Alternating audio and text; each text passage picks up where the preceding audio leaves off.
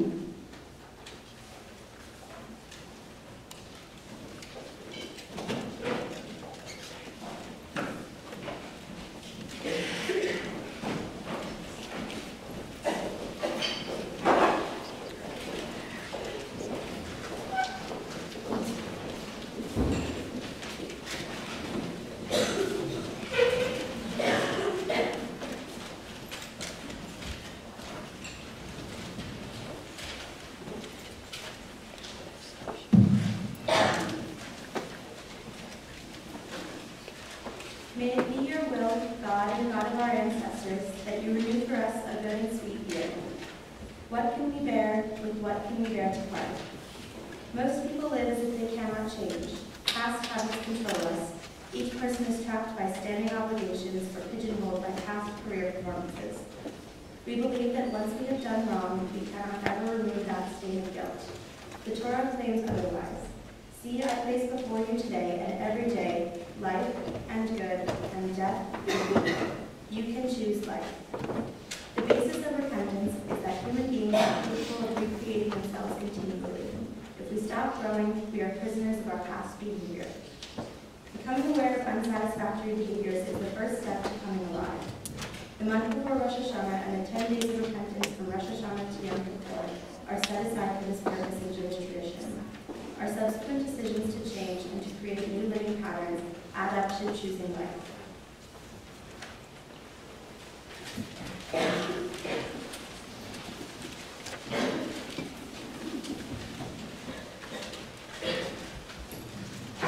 Westover's Jew crew, who helped me put together today's chapel, have asked that we observe some moments of silence during my remarks. Silence is appropriate, of course, for our theme of the year, and it's appropriate in today's chapel. As I'll say a few words about Rosh Hashanah, a religious holiday that invites silence. So let's begin with a moment of silence.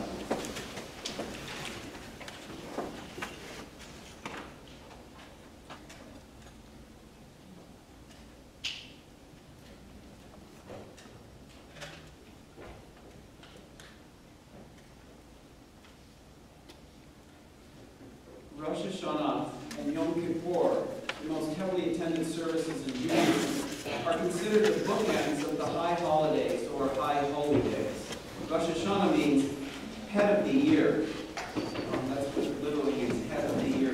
This beginning of the holiest period of the year in the Jewish calendar will actually begin 1 week from today, but I wanted to make it today's chapel topic so that our Jewish students who may not be here next week would be here for this, and so that our Jew crew heads, Julie and Rachel, could participate. Rosh Hashanah is believed to be the anniversary of the creation of Adam and Eve, the first man and woman, and their first actions toward the realization of God's role, of our role in God's world. Rosh Hashanah customs include eating symbolic foods such as apples dipped in honey. And next Wednesday morning, your snack will be apples and honey. And as you enjoy this offering, you might greet one another with the words, have a good year, which is a standard Jewish address when people, during Rosh Hashanah and while they're eating the apples dipped in honey. Rosh Hashanah is different from other New Year's holidays, familiar to many of us, holidays like Chinese New Year and our Christian New Year, which are much more celebratory. In Rosh Hashanah, there are no kazoos, and there's no descending ball at Times Square. Rosh Hashanah is rather a time of taking stock, of thanking God for the new year, and beginning a 10-day period of thinking about all the ways we might become better people, all of the things that are keeping us from doing just this. Rosh Hashanah begins these holy days, and Yom Kippur, the Day of Atonement, completes them. You might think of it this way. Very few people who play sports strive to be mediocre athletes. I didn't see anyone out on the sports field yesterday who's really trying not to. We all want to become better, and we want to become better at our chosen sport. The soccer player wants to kick and dribble better. The runner wants to improve her stride. The field hockey player wants to improve her stick work. The problem is not so much in our intentions, which are often naturally good. Rather, we often fumble in committing the discipline required to fulfill our good intentions. All of the drills, the running, the practices on hot days, these are the things that make it difficult to carry out our intentions. The same applies to our efforts to become better people. Few people want to become worse. I don't know how many times you talk to someone whose resolution is in any way, I want to become a worse person this year. It doesn't make much sense. I want to be better than I am. I know that I should be a better friend. Well, why don't I just be a better friend? That's what I want. I don't, because my intention to be so comes into conflict with other things I want. I don't want to be a friend when my friends demand too much of me, when they make my life difficult, when they want advice at times I don't feel like giving advice, when they need my sympathy at times when I'm too tired or too worried to sympathize. Further, I might be too preoccupied to sympathize. I might not even be aware that I'm being a poor friend because I don't recognize other people's needs. I'm too caught up in myself, in my own life. never quite get beyond myself. Now, Rosh Hashanah addresses the distance between my intentions and my life. It's the practice of reminding myself that there are many things that prevent me from becoming the better person I know I should be. Rosh Hashanah also addresses my sleepy intentions. That is, those parts of myself that are unaware of what I should do and be, those ways in which I'm too caught up in myself to see others. Rosh Hashanah is a time when Jews all over the world practice teshuvah, which in Hebrew literally means to return. It's also translated as repentance, but it means to return. It's best thought of as the practice of returning to what I know I should be, of returning to my better self. Another word for this is atonement, or, and we're fortunate to have the English, or at-one-ment. And this at-one-ment, I become the one I am meant to be. And I do that as I apologize to other people that I have wronged during Rosh Hashanah, and thus cement friendships I already have, encourage new ones, and make peace with those other people I find difficult. Rosh Hashanah is therefore a process of returning to one's better self, one's best intentions, and of building and strengthening community. There's still the problem of what I'm calling sleepy intentions. What if all that I am unaware of in myself? All those things that I am too self-absorbed to see. There's a musical instrument called a shofar, which is used in services, in Rosh Hashanah services. It's a ram's horn that has been hollowed out so that one can blow through it, and it has the sound of, it's not quite the sound of a trumpet or any instrument, it's different. It's ancient. It dates back to biblical time. This one was about 30 years old. This belongs to Rachel the Shepkin. But the shofar lasts traditionally about 100 times over the course of the high holidays. And it's the intention is to wake up the congregation, because, and the figure is this, that the symbol is this, that we are often asleep to who and what we are. I'm asleep to the things that I ought to do. I don't even realize it because I'm too caught up in myself. And you can think of all the ways that we're all caught up in ourselves. But according to Jewish tradition, God's judgment is coming once Rosh Hashanah begins. God's judgment is coming in 10 days, the day of atonement, and the shofar blasts are supposed to alert the congregation that they don't have much time left to change their behavior, to be the better persons that they know they should be.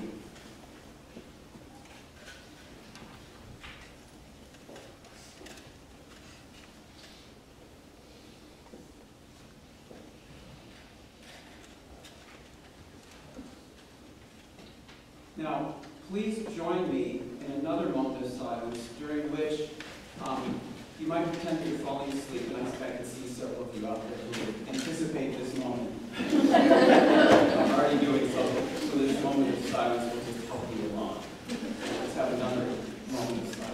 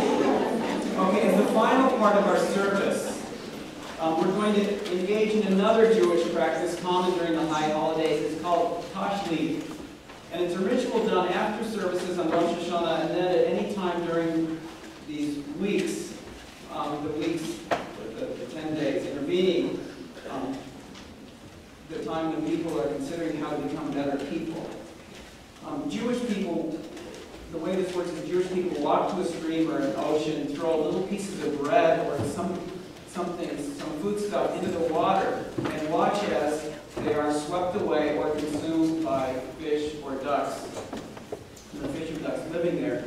The word tashli comes from the Hebrew verb meaning to cast away.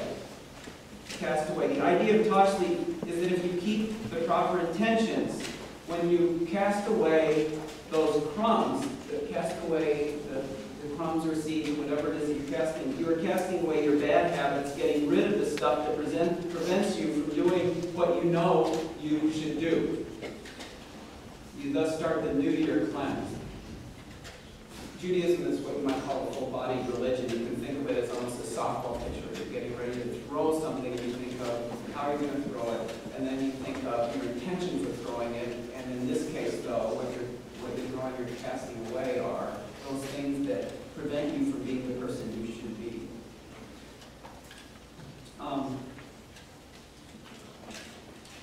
Now that the shofar has awakened us, we will observe another moment of silence to think about any habits or attitudes or emotions that are keeping us from being the persons that we know we should be. Last year in chapel, Paul McCulloch asked us to consider those things that come into our mind. You know, when we saw you just sit there and all kinds of things flood into your mind. All kinds of things flood into your mind. And many of them are random. And I know this is true because some of you are so random. Okay, but many random things come into your mind when you sit in silence. But as Paul said, even random things might very well be the things we care about. He said, almost on the slide tray, what you can do in moments of silence is you can consider what it is that comes before your mind. And look at that. And then you can ask the question, why do I care about this thing? Why is this the thing that's in front of my mind? Why am I thinking about this at this time? And for the purposes of today's chapel, you might ask, is this something I should continue to do? Or is it something I should begin to cast away? So let's think about, I guess we're doing two things in a way. We're thinking about the things we're going to cast away. We're also paying attention to what things come into our mind as we're being silent. So let's have another moment of silence.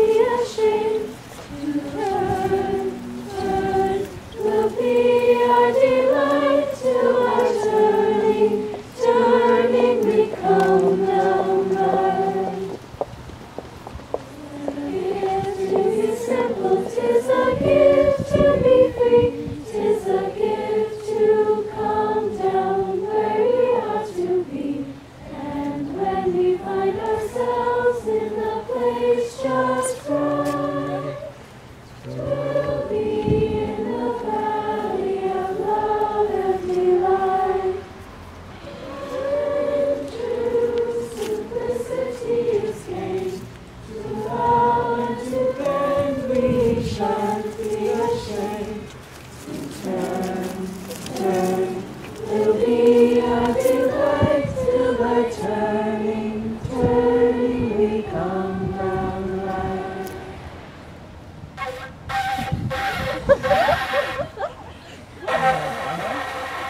He tried.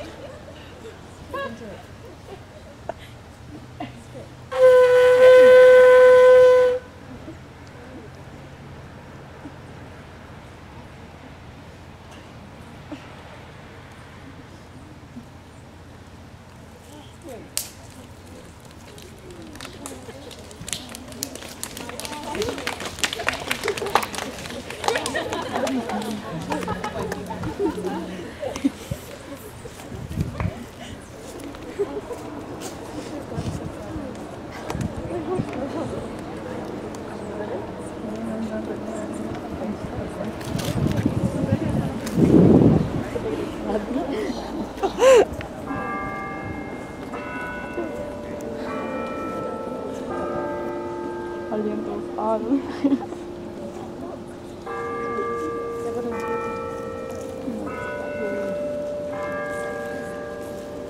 Fíjate que